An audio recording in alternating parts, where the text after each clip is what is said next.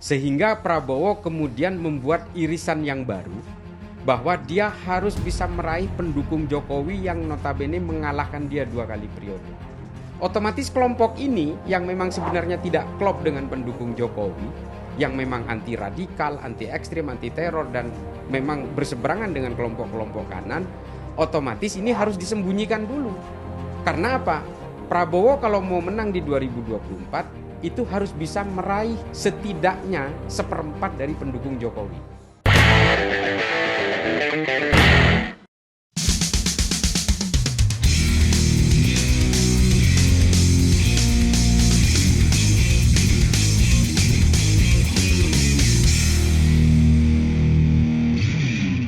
Ada satu hal yang menarik perhatian saya dalam Pilpres 2024 ini, yaitu di manakah posisi Rizik Syihab dan kawan-kawannya seperti kelompok 212, HTI, dan FPI? Kenapa mereka kok diam? Ini hal yang nggak biasa, mengingat mereka di Pilpres 2014 dan 2019 adalah kelompok yang paling ribut dalam mendukung seseorang saat pemilu. Apalagi DNA mereka adalah DNA yang menumpangi politik lewat agama. Apalagi Rizik Syihab dikenal sebagai pimpinan FPI yang punya tujuan mengembalikan Undang-Undang Dasar 45 kembali ke Piagam Jakarta, di mana di Piagam itu akhirnya diubah karena ada kata-kata di dalamnya menjalankan syariat Islam bagi pemeluk-pemeluknya. Piagam Jakarta buat Rizik Syihab dan kawan-kawannya adalah salah satu jembatan untuk penegakan syariat agama secara nasional. Jadi ketika pesta demokrasi di tahun 2024 semakin dekat dan Rizik, 212, HTI, dan FPI diam saja, ini jadi malah menarik perhatian saya karena di luar kebiasaan. Seharusnya ya, kalau mereka ada di barisannya Anies Baswedan, ketika survei terhadap Anies itu turun, mereka pasti turun ke jalan untuk menaikkan hasil surveinya Anies. Tapi ini kan sama sekali enggak. Mereka enggak keluar ke jalan, bahkan tidak keluar satu statement apapun yang membantu untuk naiknya survei Anies. Jadi mereka sudah pasti enggak ada tuh di barisan Anies Baswedan. Lalu di mana mereka?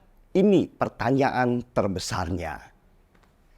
Ada satu perubahan gerakan jihad dari kelompok garis keras di dunia internasional yang dikenal dengan gerakan from bullet to ballot atau dari peluru ke kotak suara. Gerakan meninggalkan strategi kekerasan dengan strategi yang lebih cerdik dan tidak kelihatan dengan menunggangi demokrasi. Ini menjadi gerakan baru dalam menguasai negara, terutama negara yang menganut sistem demokrasi di dalam pemerintahannya. Gerakan radikal ini bertransformasi dari gerakan demo di jalan-jalan menjadi gerakan menguasai kotak suara untuk memenangkan kekuasaan. Mereka itu ada yang bikin partai sendiri, ada juga yang menunggangi partai besar yang dikondisikan sebagai inang untuk memenangkan pertarungan. Dalam bahasa sederhana, gerakan bullet to ballot itu bisa berarti menunggangi demokrasi untuk mematikan demokrasi. Memang demokrasi buat kelompok garis keras itu harus dimatikan karena mereka menganut konsep khilafah dalam bernegara. Tetapi karena selama ini mereka itu selalu kalah, akhirnya mereka mengubah strategi dengan menunggangi demokrasi. Jadi balik lagi, kalau bukan di Anies Baswedan, lalu di manakah Rizik Syihab dan kawan-kawannya berada gerangan? Ada satu analisa menarik yang berhubungan dengan menguak keberadaan kelompok garis keras dalam pemilu 2024 ini. Pada awalnya, kelompok ini pindah dari Prabowo Subianto yang sudah mereka kawal selama 2 kali pilpres ke Anies Baswedan. Karena mereka menganggap Prabowo berkhianat sebab gabung di pemerintahan Joko Widodo. Dan perpindahan kelompok ini tentu disambut oleh Anies dengan tangan terbuka karena dia memang butuh suara.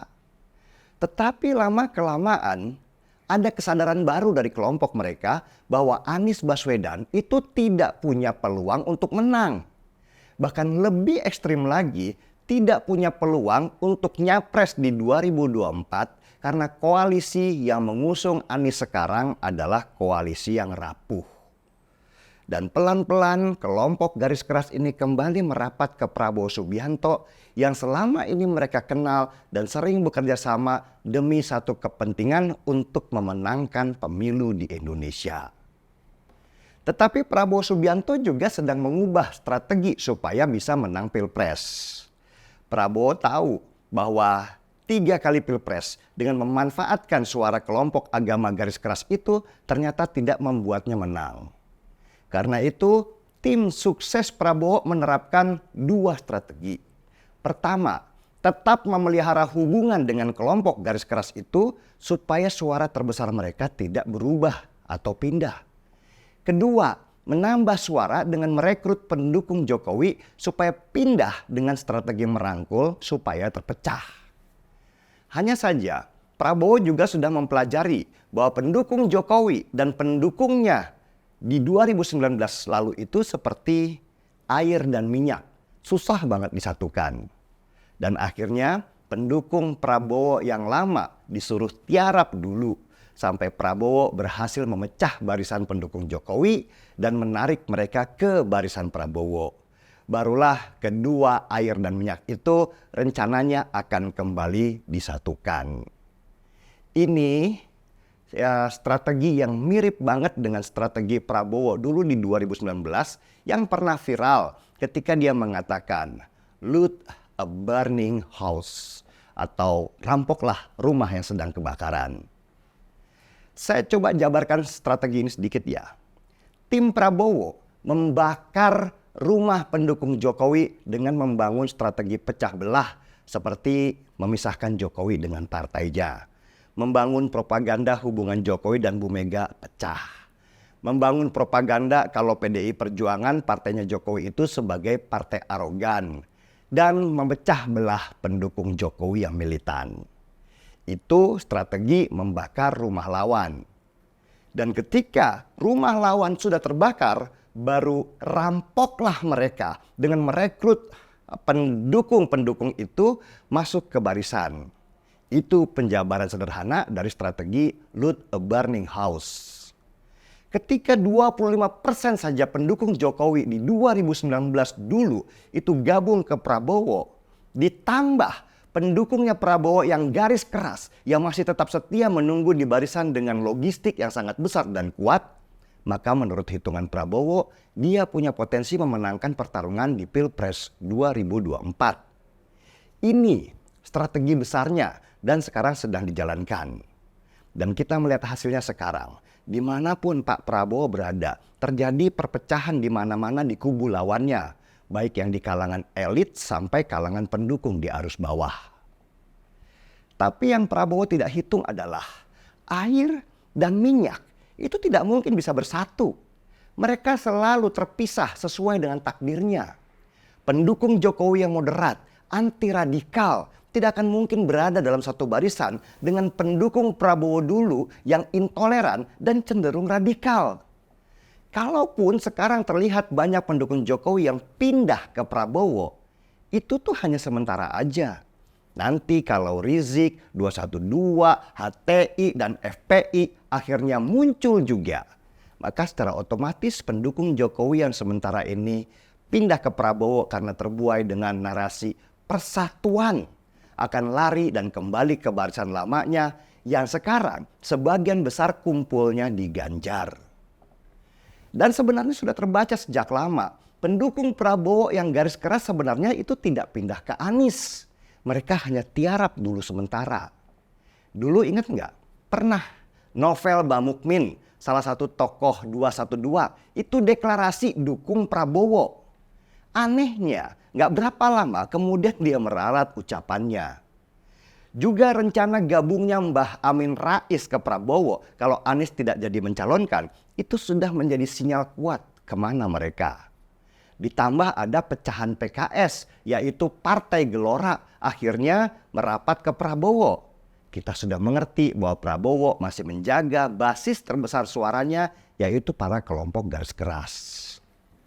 Seperti saya sendiri, tujuan saya dulu membela Jokowi untuk melawan kelompok garis keras yang menggunakan agama sebagai kendaraan politiknya kok.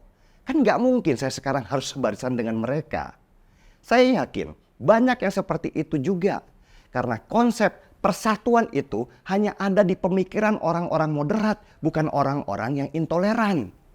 Buat yang intoleran, konsep persatuan itu hanya topeng saja. Mereka bisa bergerak bebas. Nanti kalau mereka sudah berkuasa, yang namanya persatuan buat mereka adalah lu ikut gua atau lu jadi musuh gua. Mereka akan menggunakan kekuasaan untuk memperlebar sayapnya dan masuk secara halus ke elemen penting pemerintahan dengan tujuan besar dan jangka panjang, yaitu penegakan syariat Islam di Indonesia, atau lebih kita kenal dengan konsep menjadikan Indonesia sebagai negara khilafah. Sekian, mari kita seruput kopinya.